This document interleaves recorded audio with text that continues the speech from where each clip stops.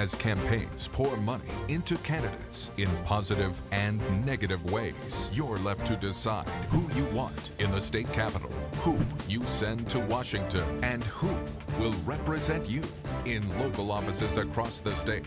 This is Campaign 2014, Decision Michigan. Thanks for joining us for this special 6 News presentation of Campaign 2014 Decision Michigan.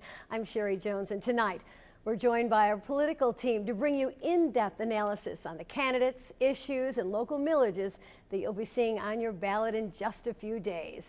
Joining us tonight is 6 News Capitol correspondent Tim Skubic, a Michigan political expert with decades of experience reporting on the inner workings of what happens behind closed doors and the elected officials who make the decisions that impact us here in mid-Michigan. He'll have analysis of the headline contest and answer some of your campaign questions. You'll also hear from 6 News political expert Bernie Porn. He's the president of Epic MRA polling firm, gathering the most up-to-date numbers that you'll only see here in mid-Michigan on 6 News. He has his finger on the pulse of the major state races and is here to break down what voters are saying about the candidates before they head to the polls. And we'll also be joined by Bill Ballinger. He's a former lawmaker and a former state appointee, but he's best known as the founder of Inside Michigan Politics and what is one of the most knowledgeable observers in the state. So we have lots of issues and campaigns to tell you about tonight, including the major statewide races. You'll hear from Governor Rick Snyder and Democratic challenger Mark Schauer as they answer questions about what they plan to do for Michigan and their thoughts on the issues that matter most to you. Plus, we'll break down the hard-fought race between Gary Peters and Terry Lynn Land to be the next U.S. Senator from Michigan. We'll also take a look into the hotly contested races for Congress, including the race to replace 7-term Congressman Mike Rogers and Congressman Tim Walberg's efforts to keep his spot against Democrat Pam Burns. And it's that race in Michigan's 7th district that we begin with this evening. So let's start now with a look at the candidates. Former state representative Democrat Pam Burns, who is challenging incumbent Tim Walberg. In the battle to win representation for Jackson in the 7th district in Congress. Good job and an honest day's wages, that's what it's all about. I'm about getting things done. Let's move things forward. People need to know that the government is working for them. Job creation and education are issues Democrat Pam Burns says she's better suited to handle than her opponent, incumbent Tim Walberg. Well, I think he's out of touch with the district and what the needs are with the people. People are really hurting out there. They need good paying jobs. They need to know somebody is really promoting good education, good public education, and really working to be a leader. Burns says along with being a family law attorney for over 20 years and a Washtenaw County Road Commission member, her track record proves she will work for the people. He was the major sponsor on the cottage food bill, which allows people to sell products without having to go through a huge bureaucratic process. So these are things that people can actually experience. To cut taxes for small businesses. While Congressman Walberg says in Washington he's put in the long hours working on bipartisan legislation. For her to say that I'm out of touch, well, if she plans to sleep in her office on an air mattress, she'll compete with me. And I voted to improve job training programs. Walberg says you can tell in his ads he's kept his promise when he took office. We told the people we would work to limit government, to restore the opportunities for people to make their own decisions in the area of health care, for instance. And the incumbent says he also values advances in the classroom. And need to expand the opportunity at our local districts to train people for the real world jobs, to send the money back and keep it back in our local districts. The decision to decide who represents the 7th Congressional District will be yours November 4th. In Jackson, Nick Perot, 6 News. Well, I'm joined now by Bernie Porn, 6 News pollster, and of course the president of Epic MRA polling firm. Now, we know, Bernie, in today's day and age, really being the incumbent really gives you a leg up, certainly. But Tim Walberg, he's lost a race for this seat before. Now, Pam Burns, of course, she's come up with enough money to duke it out with him on TV. So what do you really make of this race? Well, Tim Walberg has actually had close races in the past. He is considered an underperformer in the district. And when he won in 2010, he really won because of the strong Republican base Actually, among independent voters, Mark Schauer got 70% of them. So if it weren't for the white wave of Republican-based voting, why he would not have won. But in the subsequent election, he was still underperforming. And so in looking at the counties, I think that Pam Burns will run strong out of Washtenaw, and it'll be key to look at how Lenawee runs. That's where he served originally as a state representative, so see how he runs there. He has run poorly there. And then Branch and Hillsdale County will be solid for Wahlberg. It'll be interesting to see Eaton, Jackson, to see how they respond. Yes, because the district lines have been changed a little bit, so we have incumbency versus money. And they took Calhoun County out where Mark Schauer used to run. Otherwise, he probably would still be running for Congress. All right, very good. Thank you, Bernie. We'll check back with you more in just a few minutes. Well, we turn now to the other local congressional seat up for grabs, and it's one that many people were not expecting to be open anytime soon. Now, that's because this man, 7-term congressman and chair of the House Intelligence Committee, Mike Rogers, surprised everyone when he announced that he is not running for another term. Instead, Rogers said he plans to move on to host a national talk radio show. The 8th district that Rogers holds now spans 3 counties, with voters in Oakland, Ingham, and Livingston counties now set to decide on his replacement. So with that district that large, there were a lot of candidates in August primary vying for Rogers' seat, but Mike Bishop easily took home the win for the GOP. He comes into the race with a background full of political experience, serving in both the state house and the Senate. He says that that's what makes him the best person for the job. By thanking the members that are here. When I served in the Senate, we only controlled one chamber. We had to work with the other side, both the House and the executive branch. Former Senate Majority Leader Mike Bishop says he's ready to be your next U.S. Congressman from Michigan's 8th District. I have a vested interest, just like the people I represent, in the future of this state. You have to know when to stand on principle. I have always believed that government has gotten completely out of control in terms of its overall size and scope. His plan to get it under control, a strong conservative agenda with a focus on jobs and the economy. To do whatever I can to ensure the government gets out of the way of the private sector so that it can grow and prosper. I currently hold a position in the private sector. I've seen firsthand how government intrusion and regulation has really thwarted the growth of this economy. Bishop, who is endorsed by outgoing Congressman Mike Rogers, says it's vital for the Republican Party as a whole to work together to fix Michigan's problems. We not chase extremes around. It's important that we not get caught up in a discussion about how we break up as a party. In the legislature, the Tea Party came to my aid and really helped me get budgets passed without tax increases. I appreciate that. What he appreciates even more, quality time with his wife and 3 children. Just to have all 3 of them together, and my wife and I out and about doing whatever we do to enjoy it is fun. We like to travel and spend time together.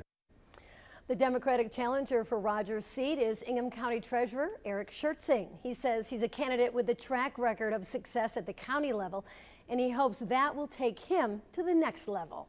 Experience and a history of getting the job done. From campus to the county, Eric Schertzing is a familiar Mid-Michigan face. Was born in Ingham County on the family farm, graduated from Michigan State University. Well, there I started working for Congressman Carr, and then for the last 14 years I've been Ingham County Treasurer and also Land Bank Chair since 2005. But he plans his next chair to be the open 8th seat, running as one of 4 Democratic candidates for Congress. I learned early on, you roll up your sleeves, you get yourself right into things, and you make them work. And I think that's what folks want to have happen in Washington. His goal for Washington, leadership through bipartisanship. Work to get to know Democratic and Republican colleagues better and make sure they get to know me so that we're having a conversation as human beings, not political adversaries that are constantly knocking horns. Schertzing says his campaign has 2 strong principles that connect with Michiganders: fixing our roads and improving our schools. Infrastructure and education lead to higher paying, better jobs. We need to rebuild that middle class. He's built a strong relationship with his community, but the relationship that means the most to him also has local roots. My wife, Nancy, and I met at Case Hall at Michigan State University on a blind date. Best answer I ever got in my life is when I asked Nancy to marry me and she said yes. And he hopes voters will say yes to the Schertzing campaign in the ballot box. Eric Schertz. Well, 6 News poster Bernie Porn is back with us now. Now, Bernie, talk to us a little bit about how you think people are leaning in this district. It's really gone Republican for what, the last 7 terms? Well, it has been very difficult to run against someone like Mike Rogers. Yes. Diane Byram, I think, at one point had an opportunity in a very close election. However, the district is 46% Democratic, and when you think of the fact that Eric Schertz worked for Bob Carr, when he was originally elected back in '74, right, that district was only 43%, but you're able to win districts like that when you're in a wave election, like the '74 post-Watergate election. This election, if it's a normal election, obviously Bishop is favored. But if the top of the ticket is competitive, it could be more interesting. This election just gets more interesting as it goes along. And a lot of it depends on what happens at the top of the ticket. All right, thank you very much. We appreciate it, Bernie. We'll talk to you a little bit later in the show. Thank you. Right now, let's talk about the $1.6 million the Shiawassee County Sheriff's Department says that it needs to help keep deputies out on the road. They're asking for more money on November's ballot for next year. Now, commissioners say they have to cut some deputies if this measure does not pass. Also affect the cities and villages that have part-time police departments, which we cover for now. And when they're gone, we respond to their cities and villages. That would no longer happen. The Sheriff's Office does have a $1.5 million increase on the ballot this fall to help keep the department running, but it says with the current cuts, they would only be able to keep their detective staff and the jail staff as well. And in certain areas, you'll also be asked to vote on the staff of some local school boards. For example, in Holt, 6 candidates are running for 3 open 6-year terms on the school board.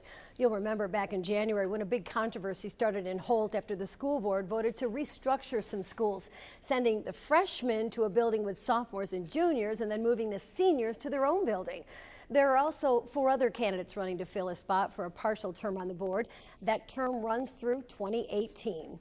And in Lansing, 7 candidates are running for a spot on the Lansing Public School Board. In both of the full-term votes for Lansing and Holt, you can select no more than 3 candidates on your ballot.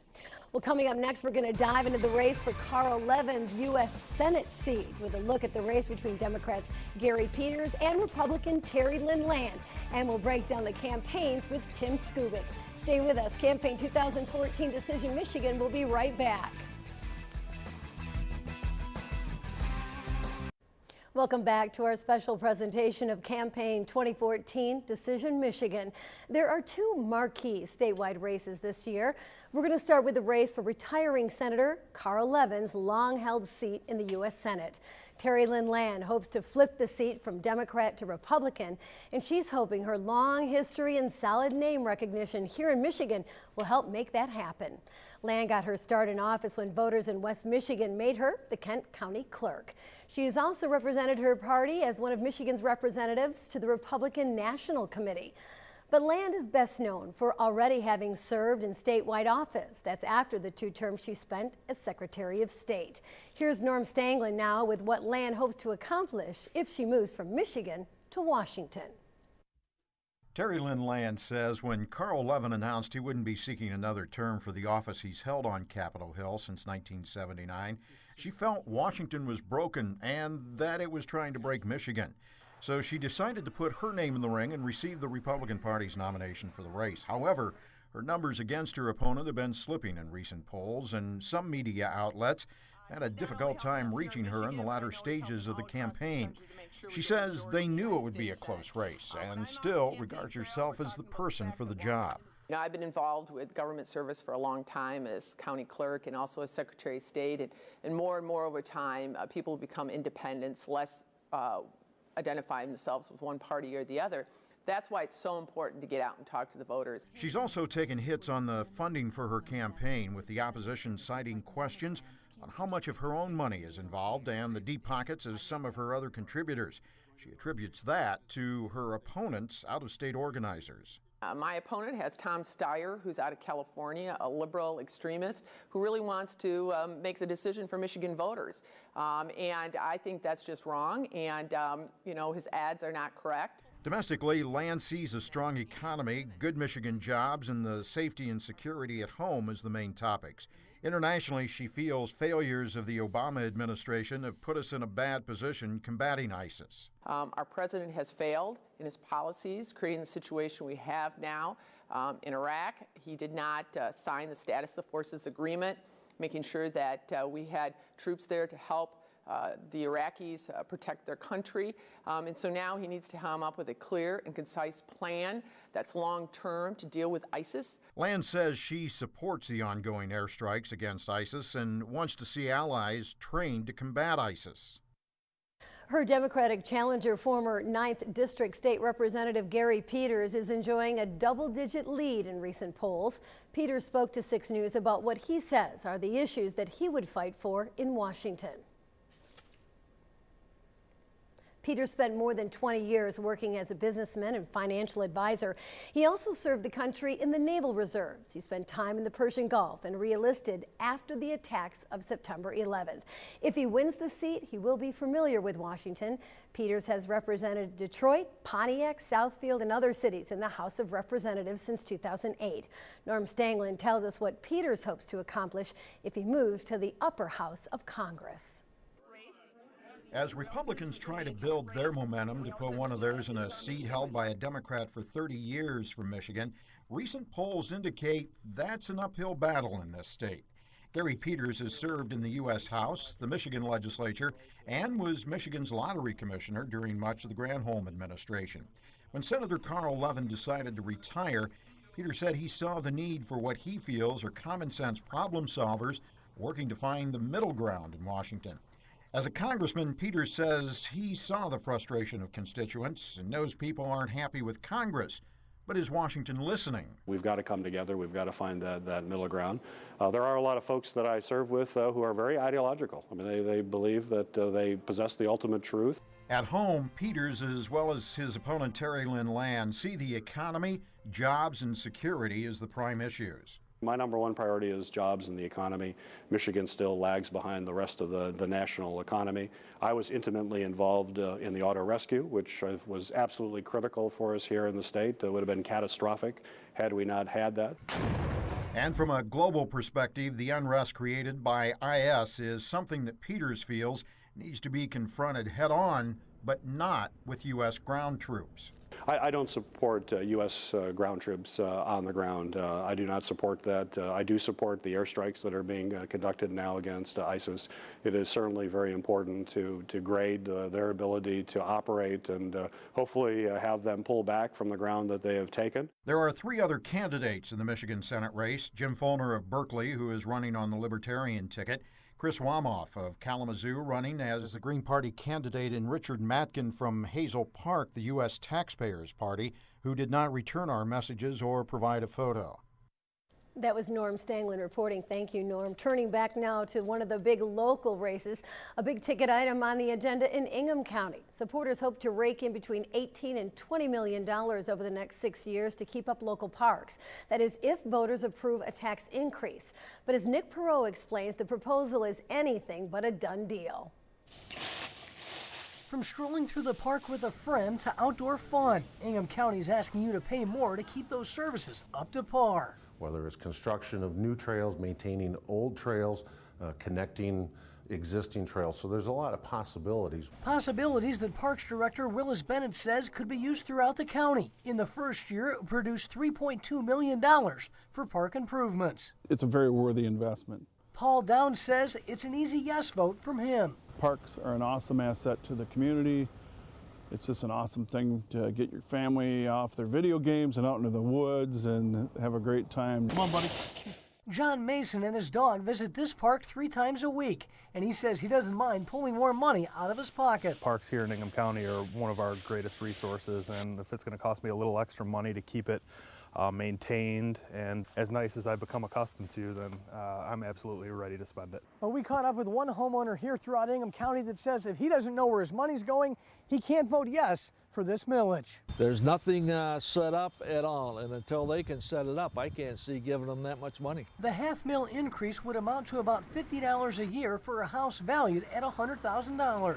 It takes lots of resources to accomplish some of these tasks. Without it, Bennett says, the park's future path could be left empty. In Ingham County, Nick Perot, 6 News. Another big discussion in Lansing has been a proposal to expand the representation of the Board of Water and Light to more communities. You'll remember the calls for expansion of the utilities board of directors came after power outages that hit thousands of Lansing Board of Water and Light customers back in December. Now some communities want their voices to be heard by the utility through their own representation on the board itself. The Lansing City Council approved the request to add 3 new seats. So voters in the city of Lansing will be asked if they want to add 3 non-voting representative members of the board. The representatives would then come from utility service areas and municipalities outside of Lansing. And we want you to know what you think about this idea and the rest of the races that we're covering tonight. So if you would like to weigh in, just head to WLNS.com, click on the Facebook icon at the top of the page. Speaking of your thoughts, Tim Skubic will join us with his analysis of the newest polling numbers for governor and answer other last-minute questions about the election. That's coming up next on Campaign 2014 Decision Michigan.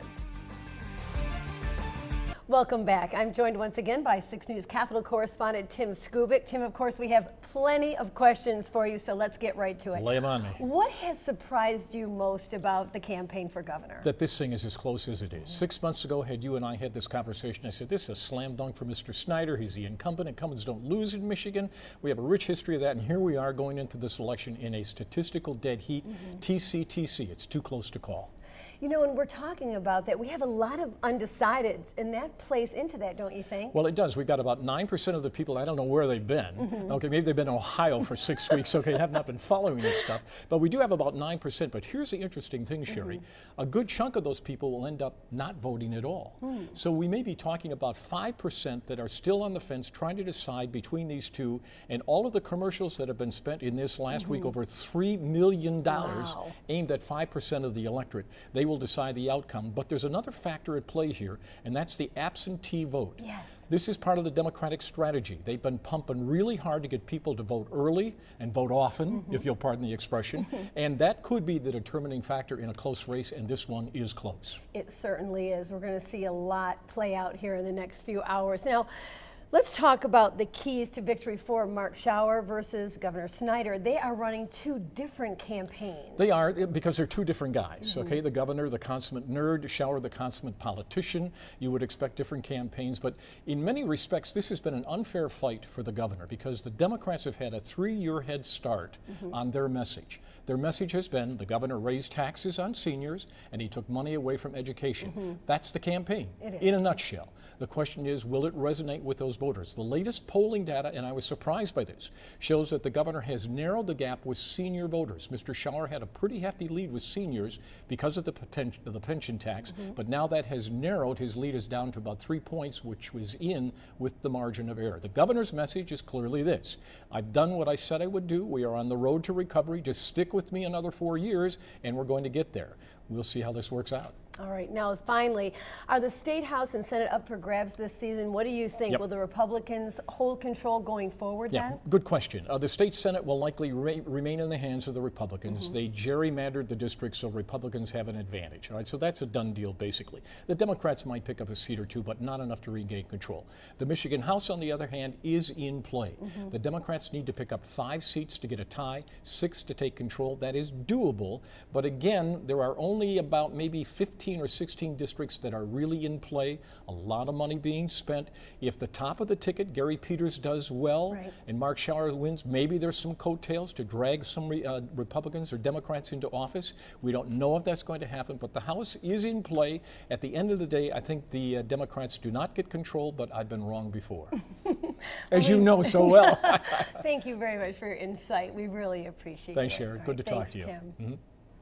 Well, let's turn now to another ballot proposal you'll be seeing in the voting booth. Word came down last month from the State Natural Resource Commission that there will not be a wolf hunt this year. Officials say that they do not have the authority to set another gray wolf hunt in the UP, and they're asking the DNR to update the state's wolf management plan. Right now, there are 3 different ballot initiatives dealing with the wolf hunt. 2 of those are trying to block the hunt. The other initiative is already approved by lawmakers. It overrides other proposals and actually supports the hunt. Coming up next, we're going to take you inside the world of political advertising as our Nick Perot takes a look at what's true and what's not when it comes to the ads that candidates have been running now for months. Plus, you'll hear Mark Schauer and Governor Rick Snyder tackle the same list of questions, and you'll see why both men couldn't be any more different when it comes to their stances. That's next when Campaign 2014 Decision Michigan returns. It's basic. You work, you prepare for retirement, everyone meets their obligations. But Republicans broke the deal. Unexpected taxes on families' retirements. That's left a lot of folks in the hole. And Tom Barrett sides with the people who did this. His campaign is funded by them. He won't work to protect his secure retirement. He can't. Tom Barrett picked a side, and it's not yours. No one eats wolf meat, and killing problem wolves is already legal. So what are Proposals 1 and 2 really about? Read them. They grant the Natural Resources Commission the power to designate wolves and other animals as game. It's a trick. The political appointees and contributors of Lansing politicians, not wildlife experts, will decide what we hunt, and you will lose your power to hold them accountable. Proposals 1 and 2, Crying Wolf, when it's really a Lansing power grab. If you read them, you vote no. Hi, I'm Jeff Maloney with Maloney Carpet One in Lansing. October is National Kerosene Month, and I'd like to personally invite you to come see the new styles and colors that make Kerosene the perfect choice for your home. During National Kerosene Month, save up to 30%, with prices starting at just $269 a square foot with 12 months of interest-free financing. Stop in today and experience the luxury and quality of Kerosene carpeting. Save money and get it done during National Kerosene Month at Maloney Carpet One. As Supreme Court justices, Justice Viviano and I agree that judges should check their personal beliefs at the door, ignore special interests, and interpret the law as it's written. We believe our courts exist for the benefit of the people, not the benefit of lawyers or judges. And as long as Justice Brian Zara and I are on the Supreme Court, that's how it will be. Justice David Viviano and Justice Brian Zara. When you have a good team, you keep them. Well, welcome back to Campaign 2014 Decision Michigan. Now, if you watch TV at all for the last couple of months, you must have seen the dueling campaign commercials. Democrat Mark Schauer says his opponent has cut $1 billion from education since he's been in office. And incumbent Republican Rick Snyder says it's just the opposite. He's added $1 billion to education spending over the last 4 years. So, who's right? We asked 6 News reporter Nick Perot to take a closer look at this issue. He joins us now for the newsroom. Nick, what's the verdict? Well, Sherry, you can make the case that they are both technically correct. I spoke with a former fiscal House agency director who says both campaigns have an argument to make. As always, it depends on how you want to look at it. More money for students? Governor Snyder has increased K-12 state funding every year he's been in office. Or cuts in the classroom?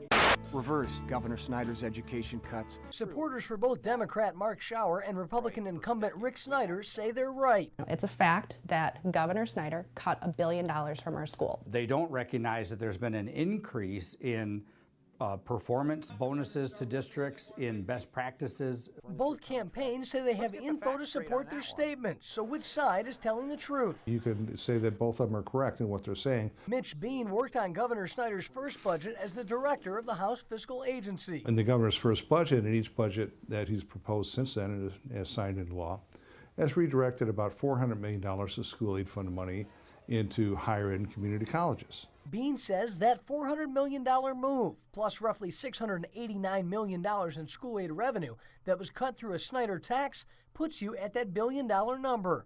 It is a reduction in resources.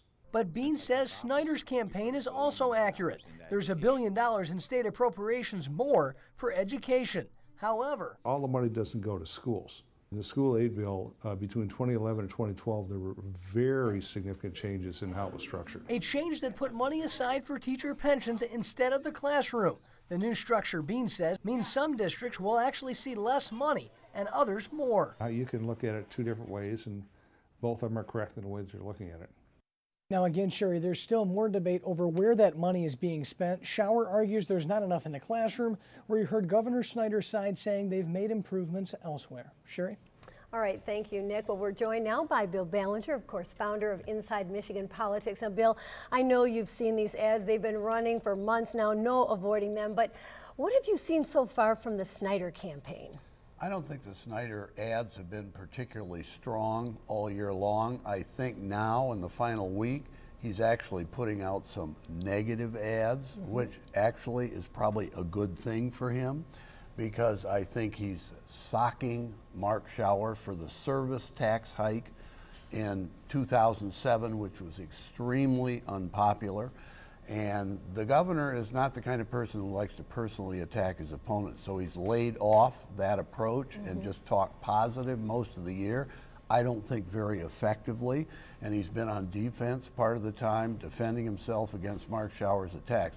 Now he's actually attacking Schauer in these ads in the last week and reminding people of the kind of governor that Schauer he thinks would be if he's elected. So you think the switch in tactics might help Snyder? I think it'll help him. Well, let's take a look now on the other side, of course, the ads of Mark Schauer. They definitely look different. Absolutely. Well, I think Mark Schauer has run a very effective ad campaign all year. I think the Democratic Governor Association ads that he ran were extremely good. I think visually they were good.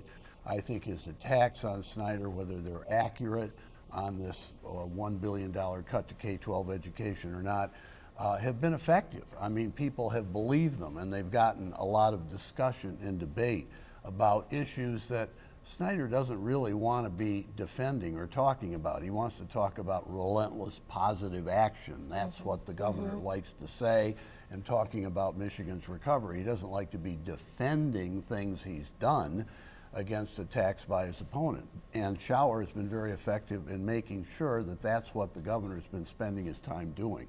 All right, very insightful. Thank you, Bill. We're going to talk to you a little bit later in the show. We appreciate it. Coming up on Campaign 2014 Decision Michigan, you've heard the commercials. Now, hear from the candidates themselves as they both sat down with us here in the 6 News studios, their answers to our questions when we come back.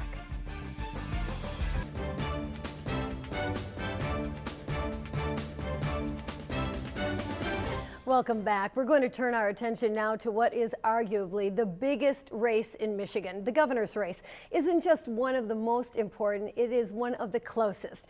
Now, depending on which of the polls you look at, this one could go right down to the wire. But instead of the horse race, we wanted to take a closer look at the issues that are important to you in this campaign. So we sat down with both candidates and asked them the same questions on a variety of issues. Question number 1. What makes you the best candidate for governor? The work we'd started wasn't done. I mean, we've been reinventing Michigan. We've seen a strong recovery in our state, but there's more to be done. There are still people going paycheck to paycheck. There are other things I'd like to see accomplished, and I want to make sure what we've started stays in place, because this isn't just about doing something for 4 years or 8 years. This is about having an opportunity to build a foundation that can go for generations. My whole career has been dedicated to public service, including running an anti-poverty agency. I was responsible for Head Start for 450 preschoolers and Meals on Wheels for seniors and everything in between. So my career has been about fighting for regular people and helping to create an economy that works for regular people. I was in the legislature. My passion for service took me into politics and legislature, and then Congress for 2 years.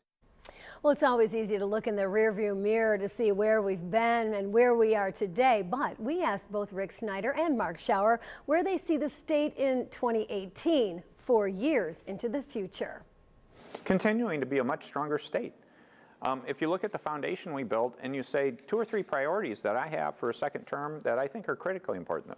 The most important one is this issue of career tech education and helping people get connected to the skilled trades. And I broadly define that. So it includes not just welder, plumber, electrician, but truck driver, tool and die maker, auto technician. There's tens of thousands of jobs that we can fill. And we sort of broke that track. I want to make sure Michigan's the leader in that. That's huge. We will change our fundamentals in a way that helps Michigan be positioned to create a high-skill, high-growth, high-wage economy. That is my vision for Michigan.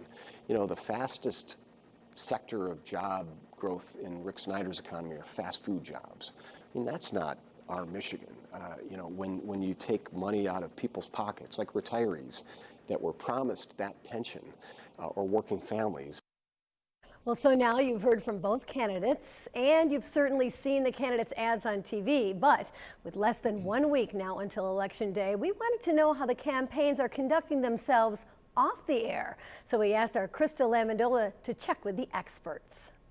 Campaigns, they make or break elections. And for the campaign for governor, both Mark Schauer and Rick Snyder have brought in their A game. Tom Shields says Snyder's advantage is being the current governor. He can create coverage and news just by being a good governor and being out front. And Schauer's is the Democratic Party. The Democratic Party has really done a yeoman's job in terms of unearthing unpleasant stories out of the administration. But both campaigns have had their hiccups so far. Snyder with his slow start to the campaign.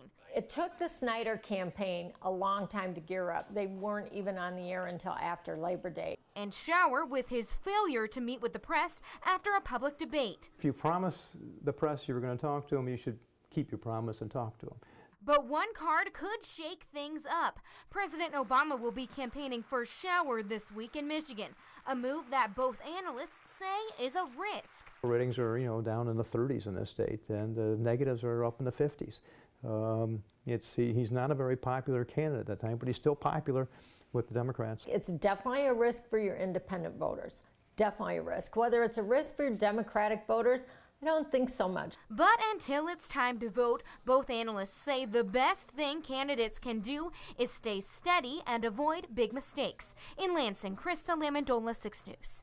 Now, of course, the governor and senator races aren't the only statewide races on the ballot. We want to turn now to the race for Attorney General, where current Republican AG Bill Schuette is defending his spot against Democrat Mark Totten. We have new poll numbers from Epic MRA that show incumbent Attorney General Bill Schuette with a 12-point lead over his closest competitor, Democrat Mark Totten. Inside Michigan Politics founder Bill Ballinger, back with us now, of course. Bill, despite a very controversial stance that we heard on same-sex marriage, Bill Schuette looks like he's getting a lot of credit for some more of his less partisan activities. It's tough to knock off an incumbent Attorney General or Secretary of State. First of all, people who are challenging them don't run statewide primary campaigns and spend money to get their name out. They're nominated at conventions. Just 2 months ago, most people don't even know who they are. And so Bill Schuette and Ruth Johnson, the Secretary of State, have big advantages, and that's being reflected in the polls you see right now. All right, well, exactly speaking, now let's take a look right now at the race for Michigan's Secretary of State. It's a job really best known for 2 things, right? Being our life on the road, of course, our driver's license, our license plates, our car registration. But secondly, really about what we're talking about today, overseeing Michigan's elections. Right. What do you see in the race for this re-election, possibly for her and her challenger? Truly, Ruth appears to be leading in this as well. Yeah, she's leading not by quite as big a margin apparently as Bill Schuette is for Attorney General, but Secretary of State, it's pretty tough to get voters engaged with sexy issues in the Secretary of State's race. I mean, even though driving and voting in elections are important, unless there's some scandal or screw up that can be laid at the feet of the incumbent Secretary of State, it's very hard to make an issue out of that. And the challenger this year, Godfrey Dillard, a Democrat from Detroit, is a career civil rights lawyer with no experience in the areas that the Secretary of State is responsible for, and he's not very well known. So he's got an uphill struggle. Yeah, so that's exactly what you're saying. Name recognition, truly, and the incumbent Secretary of State finally, I believe, really is a big issue here. Yes, absolutely. So this race will seem to play out according to what the polls are predicting? Well, generally speaking, what happens at the top of the ticket can have an impact on these 2 races, but as Bernie has pointed out and your other commentators, it's so divided at the top of the ticket this year. A close race for governor. It looks like the Senate race is probably going to be won by the Democrat. That I think probably your Secretary of State and Attorney General candidates are going to have to win these races on their own. But it gives the incumbents a big advantage, and that's Bill Schuette and Ruth Johnson. This will be their last chance to be elected to this office because the tenure of a Secretary of State and Attorney General is capped at 2 4-year terms, just like governor. A lot of people don't realize these people cannot run again in 2018. Those Okay. seats are going to be open. Very interesting. All right, thanks for your insight, Bill. We appreciate it. Coming up next right here on Campaign 2014, Michigan has been a popular campaign spot for a big list of political titans, pushing for last-minute voter support for state candidates from both sides of the aisle. We're going to take you through the big-time endorsement when Decision Michigan returns. Welcome back. We've talked about the race for Michigan's U.S. Senate seat, and that seat is just one piece of a very large puzzle. Republicans, who are in the minority in the U.S. Senate right now, hope to win enough seats to take control of the chamber. And it looks like things are heading their way, though it is going to be close. Check out this map from our friends at electoralvote.com. You can see how many states are having races and whether they're leaning red for Republican or blue for Democrats. Right now, it looks like Republicans are on their way to getting at least 50 seats, to the Democrats 48, with two states, Kansas and Georgia, just too close to call right now. Republicans need 51 seats to take over because Democratic Vice President Joe Biden would break a 50-50 tie. But whether they get the majority or not, it looks like the GOP is poised to pick up a host of states currently held by the Democrats. Current odd makers put the Republicans' odds of winning the Senate at about 2-1. And while there has been a lot of attention on the national landscape, the nation is also focused here on Michigan, as both sides are sending some heavy hitters to the Great Lakes state in search of some extra votes. Republicans kicked off the month with a visit by former Massachusetts governor and one-time presidential candidate Mitt Romney. Romney, who is also the son of a former Michigan governor, stopped in Livonia to campaign for his party. Then, a couple of weeks later, we saw another former governor and famous son make his way to the Mitten. Former Florida Governor Jeb Bush went to the west side of the state and then came to Lansing to stump for the Republican ticket. But Democrats brought plenty of firepower to Michigan as well, particularly in the form of the party's top two power couples. A few days after Jeb Bush came to Michigan, former First Lady, Senator, and Secretary of State Hillary Clinton stumped for Mark Schauer and Gary Peters. She made a pit stop at Oakland University in Rochester to fire up her party's faithful there. 1 week later, her husband, former President Bill Clinton, stopped in Flint to rally supporters there. Peters and Schauer sharing the stage with him there as well. And of course, the other Democratic power couple would be the Obamas. First Lady Michelle went to the Detroit Music Hall on October 10th to encourage people to get out and vote. And her husband, President Barack Obama, is coming to the Detroit area on November 1st. And we're going to talk about the Barack Obama effect in just a couple of seconds, but we're going to turn back to Bernie Porn, our pollster, to talk about the famous faces that we've been seeing here in Michigan. And Bernie, what effect do these visits have, if any, on these campaigns? The key to all of these people coming in is trying to energize the respective bases. It's unlikely that they're going to persuade independent, undecided voters in the race for governor or other races, but they are there to try and energize the base. The Republican top shooters that are coming in, they can be used, and especially if they record robocalls or are in mailings, they can encourage Republicans to go to the polls. Republicans have less problems getting their voters to the polls than Democrats. Bringing in the president, a lot of people would suggest that that may be a bad choice because of Obama's negatives. However, he's very, very popular among Democrats and among African Americans. So bringing him in, people who are going to vote against the candidates because they don't like Barack Obama have already made their decision. So what his effect can be is to get Democrats who are less likely to turn out in these kind of elections, gubernatorial elections, to go to the polls. And if they can increase turnout by about 500,000 from 3.3 in 2010 to about 3.8 million, Mark Schauer has a very good chance of winning. Yeah, these have been some very big names for both sides of the ticket to come to Michigan. Absolutely. I mean, you have the top of the ticket in terms of likely candidates for President of the United States, as well as those who have, on the Democratic side, who have been president and are currently serving as president. And the great explainer-in-chief, President Bill Clinton, if they were to, I'm surprised the Democrats haven't had an ad produced by him, because I think that would be effective. Let's talk specifically about that, about President Barack Obama, him making an appearance in Detroit. And when you take a look at his polling numbers, you're going to see something very interesting. Take a look at this. His favorable and unfavorable numbers are split right down the middle. 48% of people polled like him, 48% don't. But when you ask how he's doing on the job, well, you get a little bit of a different picture. The percentage of people who say that he's doing a pretty good or excellent job drops to about 39%. The number of people who say he's doing fair or poor claims to be about 60%. So let's talk about this. You know, we have actually a Senate candidate in Kentucky right now who won't say whether she voted for President Barack Obama or not. And then you've got a Senate candidate here in Michigan who wants to stand right next to him. That's very different views. Well, again, those people who are going to make decisions on how to vote based on their opinion of President Obama, they've already made that decision. And so what the Democrats need is to turn out the vote. And so among Democrats, 85% have a favorable opinion of Barack Obama. Among African Americans, it's over 90%. And so to the extent that his popularity with those specific groups can be used to energize them to go to the polls, that's a benefit for bringing him in. Okay, very good. Thank you, Bernie. Well, coming up next, we're going to give our experts and have their final take on Campaign 2014. Plus, we're going to show you how to get a look at the ballot that you'll be voting on before you.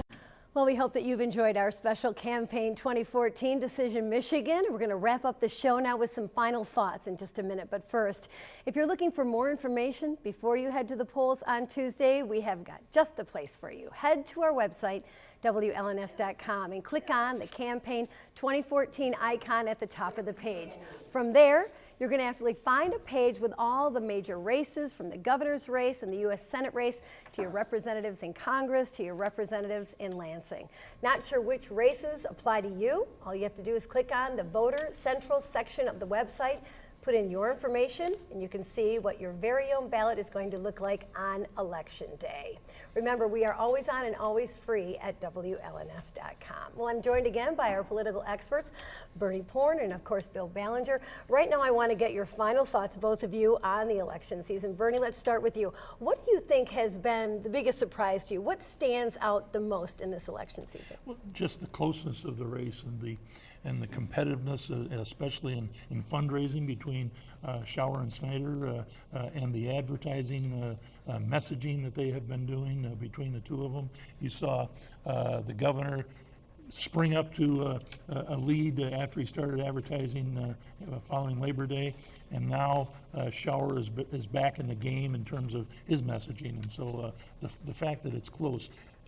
Months ago, I would have thought that Snyder would have been on the lead. All right, thank you, Bill. I'd like to ask you the same question.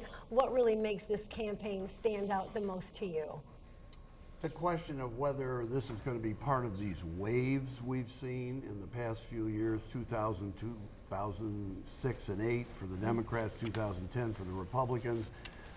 Is this going to be another wave year one way or another? And how does Michigan compare to the rest of the country? Are we going to be more or less Democratic or Republican? Very good. Thank you, and thank you for joining us. Campaign 2014 Decision Michigan has been an exclusive presentation of WLNS 6 News.